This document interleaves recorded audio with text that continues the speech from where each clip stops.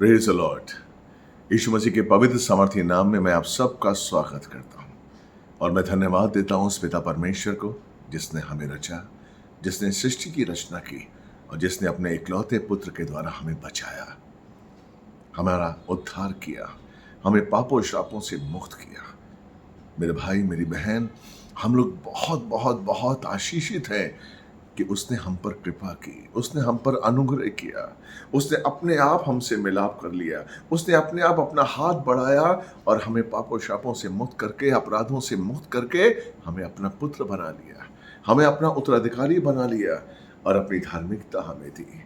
मेरे भाई मेरी बहन, हमारी बुद्धि उसने खोली ताकि हम उसकी योजनाओं को, उसके प्रेम को समझ सकें और उसके अनुसार अपने जीवन को बिता सकें।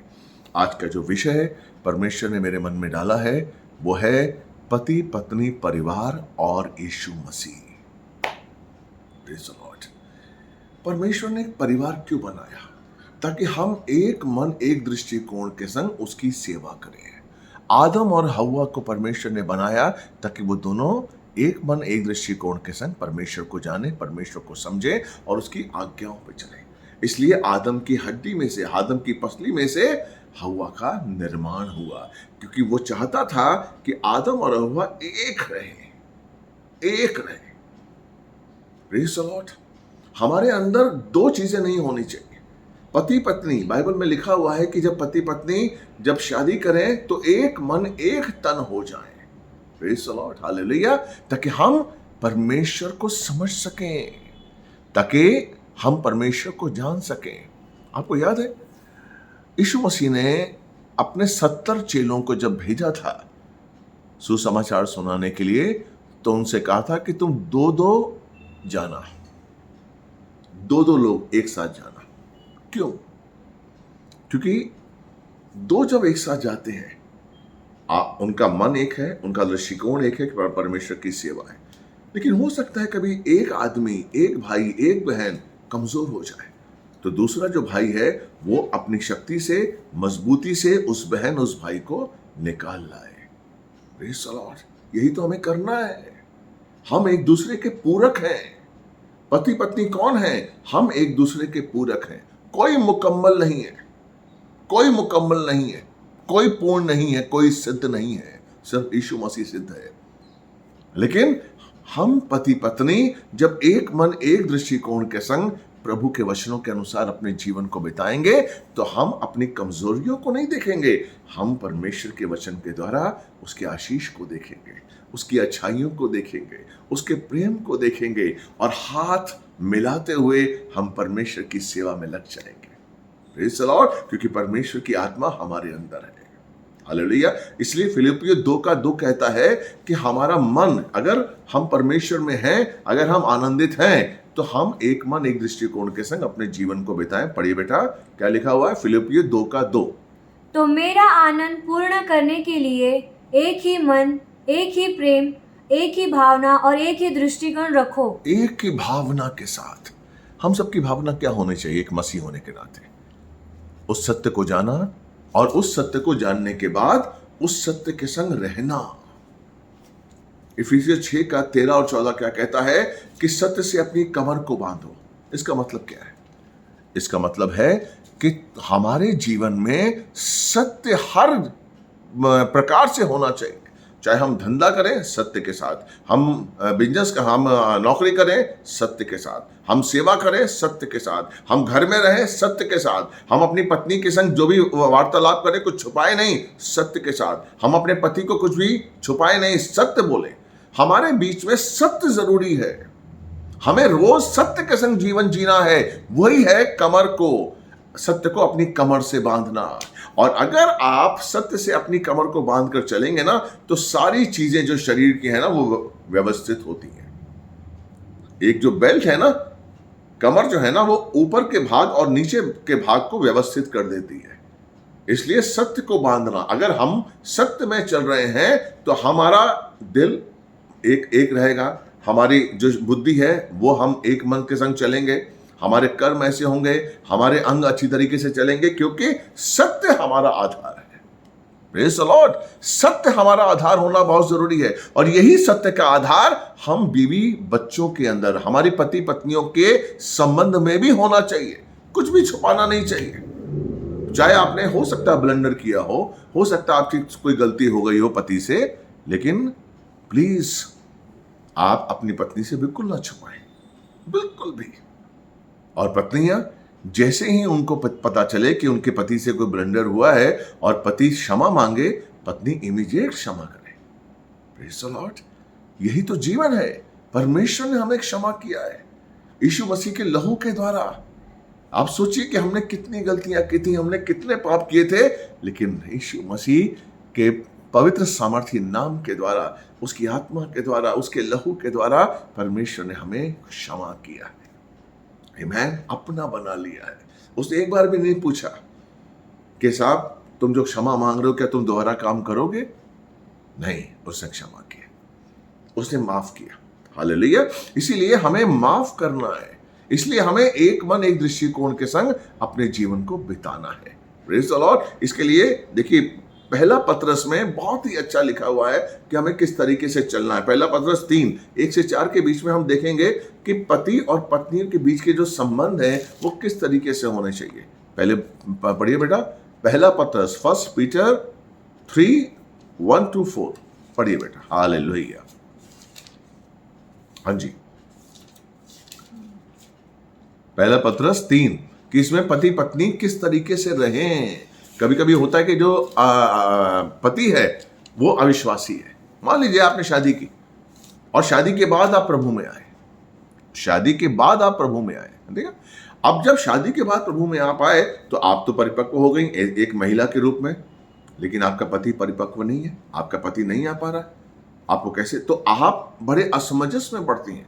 कई ऐसी बहनें मेरे पास प्रार्थना के लिए आती हैं, वो बहुत समझ कि हमारा पति हमारा साथ नहीं देता, हमारा पति हमें चर्च आने से मना करता है, हमारा पति हमारा विरोध करता है। और कई बहनें कहती हैं कि उनको प्रार्थना करो, क्या हम तलाक ले लें, क्या हम उन्हें छोड़ दें? नहीं मेरी बहन, नहीं। आज इसी का जवाब मैं आपको देना चाहता हूं। अगर आपका पति नहीं मानता है, देखिए हमारे पास परमेश्वर है जो मनों को बदलने वाला है।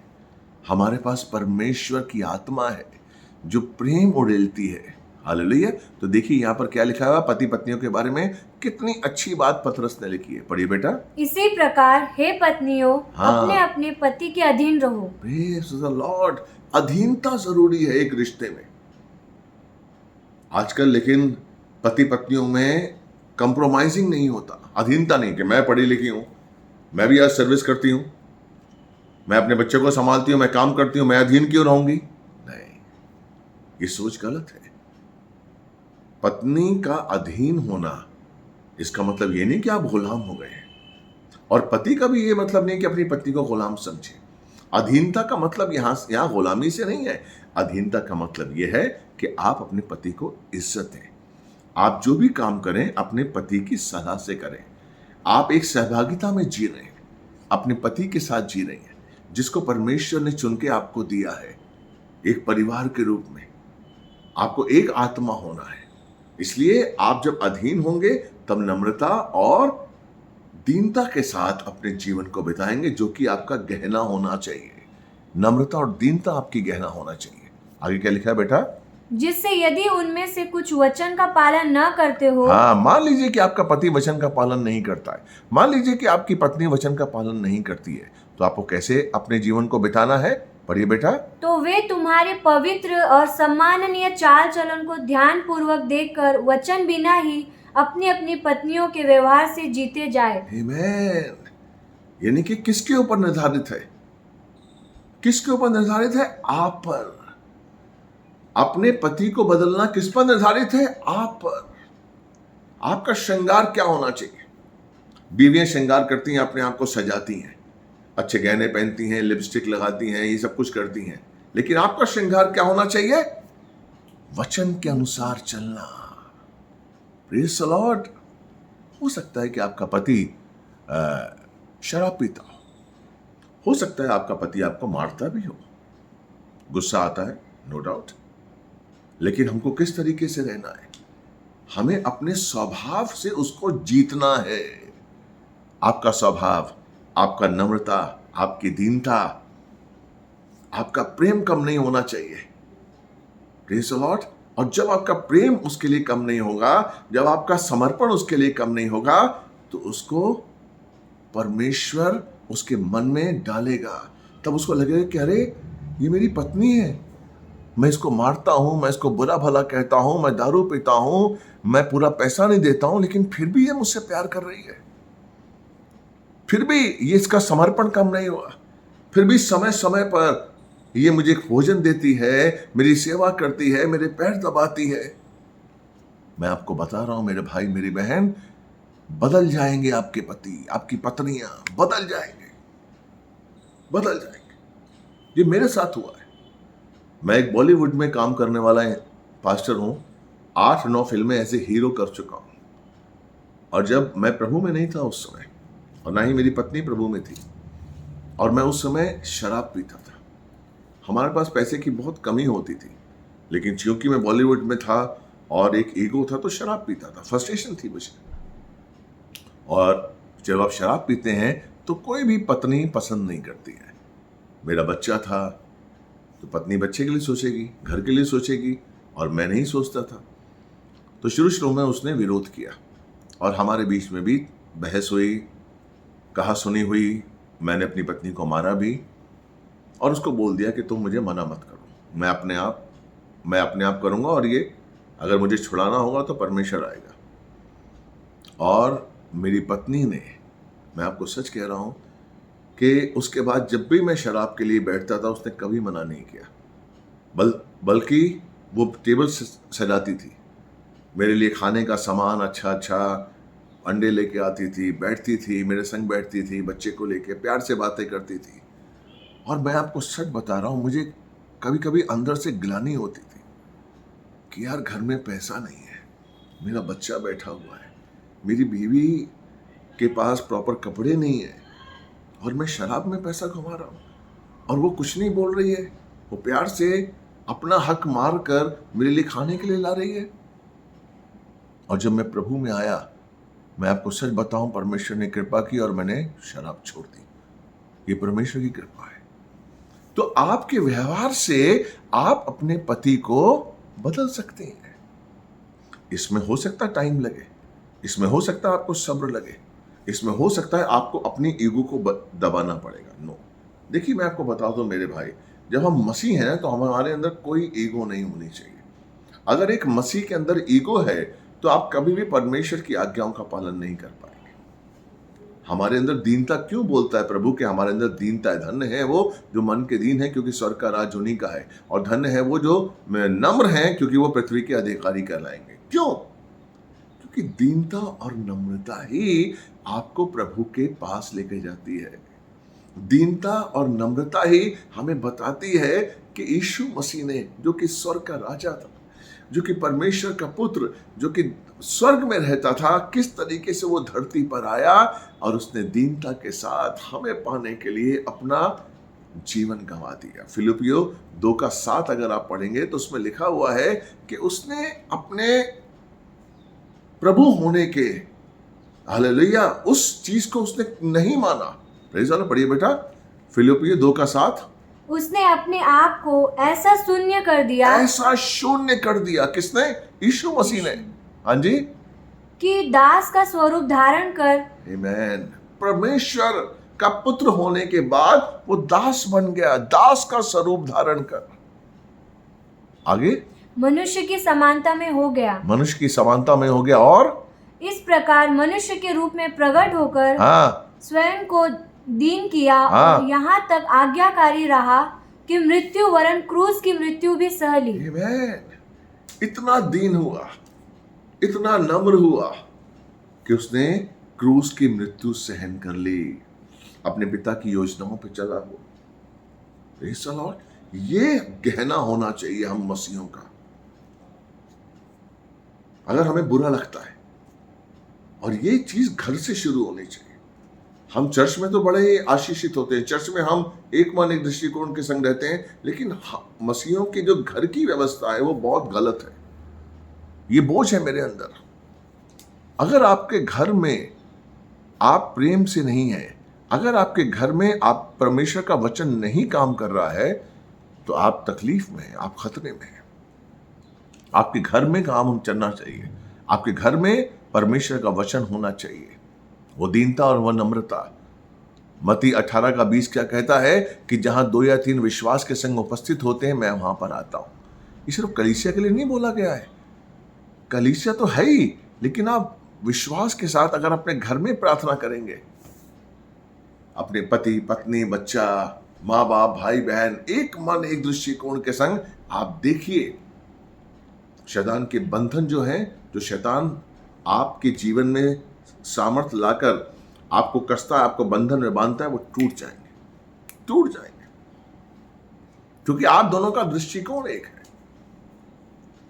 एक मन से। बाइबल में लिखा हुआ ना कि अगर 2 व्यक्ति एक ही इच्छा के लिए प्रार्थना करते हैं तो स्वर्ग खुलता है।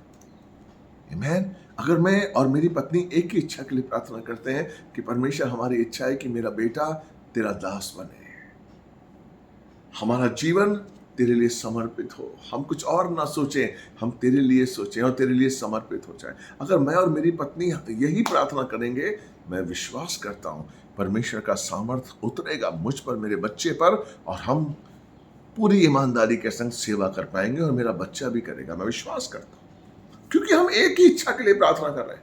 हम ये प्रार्थना नहीं करें कि मेरा बेटा मेरी सेवा करे, मेरा बेटा कमाए और मुझे अब दे दे। नो, मेरी प्रार्थना है क्योंकि मुझे देने वाला तो मेरा यीशु है, उसने मुझे दे दिया है, मुझे किसी चीज की कोई कमी घटी नहीं है। अब मुझे उसकी सहभागिता में रहते हुए आगे बढ़ना है, विश्वास से विश्वास की ओर बढ़ना है।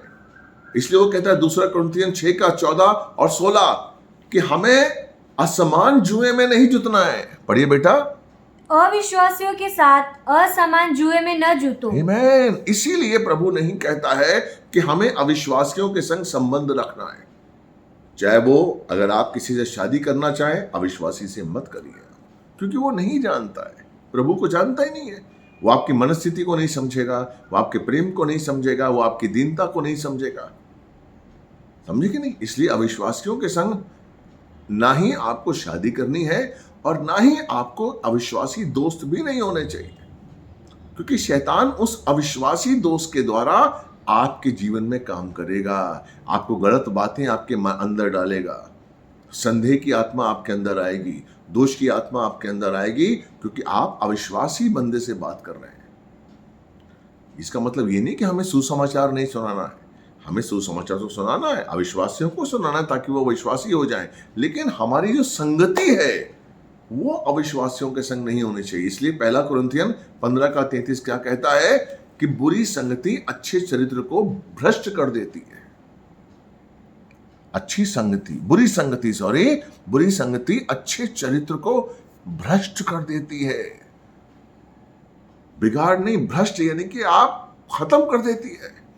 आप अच्छे हैं, लेकिन अगर आप गलत लोगों से मिलेंगे, अगर गलत चीजें देखेंगे, इसलिए कहते हैं कि आपको ज्यादा टीवी नहीं देखना चाहिए, वो फिल्में नहीं देखनी चाहिए जो पूरे झूठ है, जिन फिल्मों में झूठ है, वो सीरियस नहीं देखनी चाहिए जिसमें झूठ है।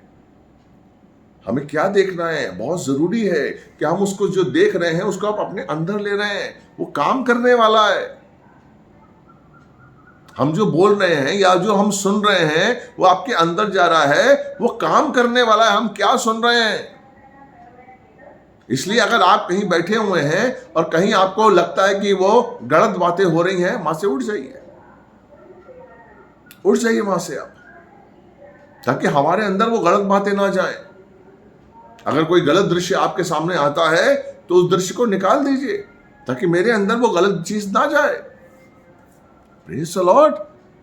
क्योंकि हमको परमेश्वर की आत्मा हमारे अंदर है। इसी का 16 क्या कहता है, देखिए 2 कुरिन्थियन 6:16 क्या कहता है, 6:16, 2 कुरिन्थियन 6:16। या मूर्तियों से परमेश्वर के मंदिर का क्या समझौता? हाँ, क्योंकि हम तो जीवित परमेश्वर के मंदिर है, जैसा कि परमेश्वर ने कहा, मैं उनमें निवास करूंगा और उनमें चला फिरा करूंगा। आमीन। ध्यान दीजिए, परमेश्वर सिर्फ आप में निवास करना नहीं चाहता है, वो आपको आप में चलना फिरना चाहता है, इसलिए उसने आपको मंदिर बनाया है। Praise the Lord. हम उसके मंदिर हैं। 1 कुरिन्थियों 3:16, हम उसके मंदिर हैं। उसकी आत्मा हम में वास करती है, ये फैक्ट है। उसने आत्मा डाल दी है, हमने नहीं डाली, उसने हमें मंदिर बनाया है। अब हमें उस मंदिर को अपने मंदिर के साथ रहना है जो उसने हमें दे दिया है, जो यीशु के लहू के द्वारा, जो यीशु के क्रूस के द्वारा हमें मिला है। हम मंदिर बनाए जा चुके हैं, बनना नहीं है। उसकी आत्मा हमारे अंदर है, उसकी ज्योति हमारे अंदर है। याद रखिए, कुलुसियों 1:13 क्या कहता है कि उसने हमें अंधकार से निकालकर, ध्यान दीजिएगा, उसने हमें अंधकार से निकालकर यीशु के साम्राज्य में खड़ा कर दिया है। 1:13 पढ़िए बेटा, कुलुसियों 1:13। उसने तो हमें अंधकार के साम्राज्य से छुड़ाकर हाँ। अपने प्रिय पुत्र के राज्य में प्रवेश कराया है। आमेन। छुड़ाकर, आमेन। किसके हाथ से छुड़ाया? यानी किसी ने आपको पकड़ा हुआ था। क्या कहा उसने? अंधकार के साम्राज्य से छुड़ाकर, यानी कि अंधकार के साम्राज्य में कोई था जिसने आपको पकड़ा हुआ था। ध्यान दीजिए आप, उससे आपको छुड़ाया। वो कौन था? शैतान। अंधकार के साम्राज्य से छुड़ाकर, यानी कि अंधकार के साम्राज्य में आप जब थे तो आपका हाथ आपको शैतान ने पकड़ा हुआ था, तो परमेश्वर ने उससे आपको छुड़ाया और यीशु मसीह के साम्राज्य में, दोबारा पढ़ो बेटा, यीशु मसीह के साम्राज्य में और अपने प्रिय पुत्र के राज्य में प्रवेश कराया। प्रवेश कर दिया है, प्रवेश करा दिया उसने, प्रवेश द्वार खोल दिए हैं, हमें प्रवेश करा दिया है। अब हमें वहां पर स्थिर रहना है। क्या आप चाहते हैं कि आप सिर्फ प्रवेश द्वार में ही बैठे रहें? क्या आप चाहते हैं? नो, हमें प्रवेश द्वार से अंदर आना है, वहां रहना है, उस ज्योति के अभिषेक को महसूस करना है, उस ज्योति के सामर्थ्य, उसकी शक्ति को अपने अंदर लेना है। इसलिए कोई भी जो रिश्ता हम इस धरती पर लेके आते हैं, उस रिश्ते में बहुत जरूरी है कि परमेश्वर का वचन काम करे। अगर हमारे रिश्तों में परमेश्वर का वचन नहीं है, अगर हमारे रिश्तों में परमेश्वर नहीं है, तो हम बहुत ही खतरनाक स्थिति में हैं, हम कमजोर हैं। इसलिए मसीह के कई परिवारों में झगड़े होते हैं, व्यभिचार होता है, लोग तलाक ले लेते हैं। नहीं, क्यों होता है? क्योंकि आप एक मन एक दृष्टिकोण के संग नहीं चल रहे हैं। आप में ईगो है, आप मसीह तो हैं लेकिन आप में नफरत है, आप में ईर्ष्या है, आप में लगता है कि मैं अच्छा हूं, वो सामने वाली जो औरत है जो बीवी बन के आई वो अच्छी नहीं है। नहीं, परमेश्वर की बनाई हुई हर कृति अच्छी है, हमें उससे प्यार करना है। ये मत सोचिए कि आपकी पत्नी, आपका पति आपसे कमतर है इसलिए आप उसे प्यार नहीं कर रहे। नहीं, अगर आप ऐसा सोचते हैं तो आप गलत सोचते हैं। क्या हम परमेश्वर के योग्य हैं? क्या हम परमेश्वर के समान हैं? कभी आपने पूछा है परमेश्वर के समान हम हैं क्या? नहीं ना। लेकिन उसने हमसे प्रेम किया, और ऐसा प्रेम किया कि अपना इकलौता पुत्र दे दिया। इकलौता पुत्र उसने हमारे लिए बलिदान कर दिया। यह है प्रेम। तो हम किसी आदमी और किसी को नापते हैं कि वो मेरे योग्य है इसलिए मैं उससे प्रेम करूं? नहीं, ये पाप है। अगर हमारा रिश्ता बना है तो हमें उस रिश्ते को बना के रखना है, प्रेम में रखना है, आगे बढ़ना है। इसलिए बहुत जरूरी है कि पति पत्नी एक मन एक दृष्टिकोण के संग रहें, सिर्फ कलीसिया में नहीं, घर में। और ये जो हैबिट है ये आप डालेंगे तो आप सर्विस करेंगे या बिजनेस जाएंगे, कहीं भी जाएंगे, आप पढ़ेंगे कॉलेज, स्कूल, कॉलेज में, ये हमेशा आपके साथ रहना चाहिए कि आपको किससे मिलना है। प्रार्थना करिए प्रभु से कि परमेश्वर मेरा कोई ऐसा दोस्त ना बन जाए, मेरा कोई ऐसा साथी ना बन जाए जो मुझे गलत बातें बताए, जिसके द्वारा मैं गलत बातें सुनूं। नहीं, हमें ऐसा दोस्त नहीं बनाना है। हो सकता है आपका कोई दोस्त हो जो आपके क्लास में नंबर 1 हो सकता है आपको उससे ज़रूरत हो, अच्छे नोट्स मिलते हों, उससे आपको सहायता मिलती हो, लेकिन अगर वो प्रभु को नहीं जानता और वो गलत है, उसकी विचार गलत है, उसकी सोच गलत है और वो आपके विपरीत है, मेरे भाई, मेरी बहन, मेरे बच्चों, संभलो, ये संभल के हमें चलना है कि उसका इफेक्ट, उसका प्रभाव हम पर ना आ जाए, क्योंकि शैतान प्रभाव डालता है। Praise the Lord. हमें देखना है कि हम पर किसका प्रभाव पड़ रहा है, हमारे आज के जीवन में कौन से वचन का प्रभाव हमारे ऊपर है, क्योंकि जब संसार का प्रभाव आपके ऊपर आएगा तो आपका विश्वास संदेह में बदल जाएगा। जो आप देखते हैं हमें उस पर विश्वास नहीं करना है। देखिए, शैतान आपको दिखाएगा, आपको डराएगा। जब चेले नाव में जा रहे थे तो शैतान ने आंधी लेकर आया, तूफान लेकर आया, नाव डगमगाने लगी, पानी अंदर आ गया। उसने, शैतान ने बताया कि तुम लोग, मैं तुम्हें मार दूंगा। क्या मारा उसे? नहीं, ताकि उनका संदेह, उनका विश्वास कमजोर हो जाए। लेकिन यीशु मसीह उठे, उन्होंने आंधियों को डांटा, लहरों को थमा दिया, लहरें शांत हो गई। कुछ कर पाया? नहीं, लेकिन कोशिश की उसने। Praise the Lord. अगर हमारे अंदर वचन नहीं है, अगर हमारे अंदर परमेश्वर की धार्मिकता नहीं है, अगर हमारे अंदर परमेश्वर की सहभागिता नहीं है, अगर हम एक मन एक दृष्टिकोण से अपने जीवन को नहीं चला रहे हैं, मेरे भाई मेरी बहन, तो तूफान हमें डराएगा, शैतान हमें डराएगा और हमारे अंदर संदेह लेकर आएगा। हमारा जीवन संदेह के साथ चलना नहीं है। अगर आप मसीह हैं और आप संदेह के साथ चलते हैं तो आप अपना चेक करिए, अपने आप को चेक करिए, क्योंकि रोमियो 1:17 क्या कहता है कि हमें विश्वास से विश्वास की ओर बढ़ना है, रोज बढ़ना है, विश्वास से विश्वास की ओर। Praise the Lord. पढ़ो बेटा। क्योंकि इसमें परमेश्वर की धार्मिकता विश्वास से और विश्वास के लिए प्रकट होती है। हाँ, कब प्रकट होगी परमेश्वर की धार्मिकता? जब आप विश्वास से विश्वास की ओर बढ़ेंगे। अगर आपके मन में संदेह होगा तो क्या परमेश्वर की धार्मिकता आप में प्रकट होगी? नहीं होगी। शैतान तो संदेह लाता है ना, आपको डरा दे, बैठा दे कि नहीं नहीं ये काम नहीं हो सकता, अरे नहीं ये काम नहीं कर सकते, ये काम नहीं। हम विजयी हो चुके हैं। 1 यूहन्ना 5:4, हम विजयी हैं। संसार को यीशु ने जीत लिया है, कभी मत भूलिए। 1 यूहन्ना 5:4 पढ़ो बेटा। क्योंकि जो कुछ परमेश्वर से उत्पन्न हुआ है वह संसार पर जय प्राप्त करता है। आमीन। अपने आप से सवाल करिए कि क्या मैं परमेश्वर से उत्पन्न हुआ हूं? यस। किसने हमको नया जीवन दिया? परमेश्वर ने। नई सृष्टि में कौन लाया? परमेश्वर, अपने आप। 2 कुरिन्थियन 5:18-19 पढ़ेंगे, परमेश्वर ने हमसे मेल मिलाप कर लिया अपने आप। तो परमेश्वर हमारे साथ है, उसने हमें उत्पन्न किया है। और बाइबल कहती है, वचन कहता है कि जो परमेश्वर से उत्पन्न हुआ है उसने संसार पर विजय हासिल की है। तो यानी कि विजय हासिल कर ली है। इसका मतलब आपको विश्वास से जीवन जीना है, विश्वास से हमें आगे बढ़ना है। हो सकता है कुछ काम आपके जीवन में स्लो हो, कोई बात नहीं। हो सकता है आपकी बिजनेस स्लो चल रहा हो, कोई बात नहीं, लेकिन आपको विश्वास नहीं छोड़ना है, क्योंकि विजय आपकी है।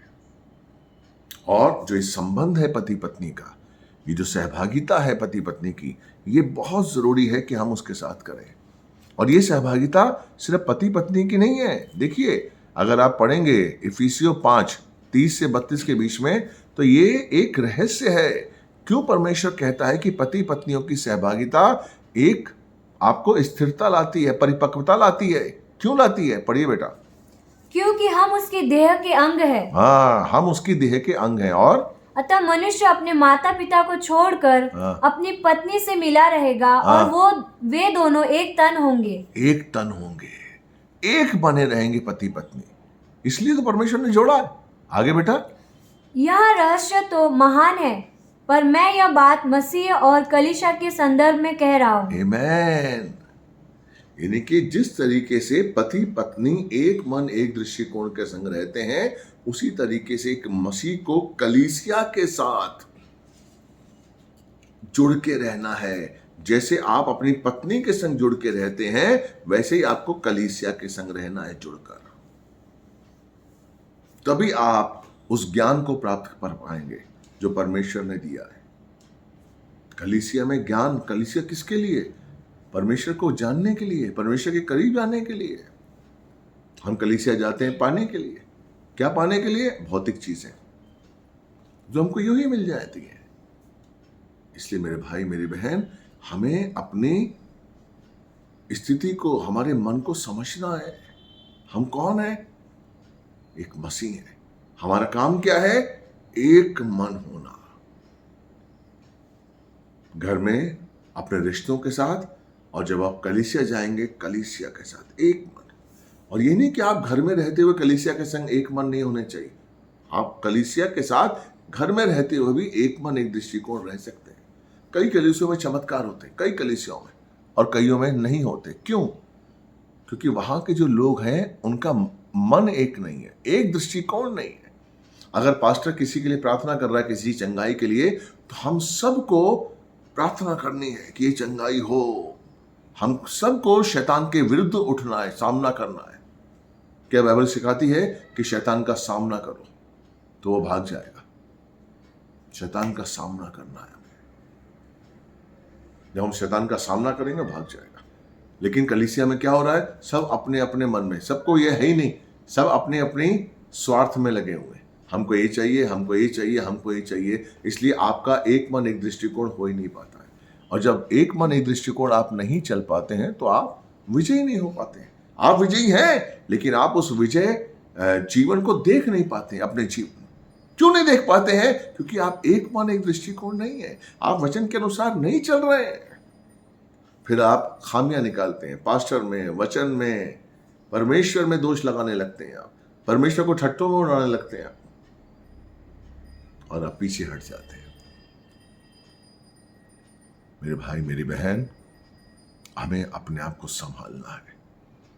हमें अपने आप को पूरी ईमानदारी के साथ एक मन एक दृष्टिकोण के संग चलना है। Praise the Lord.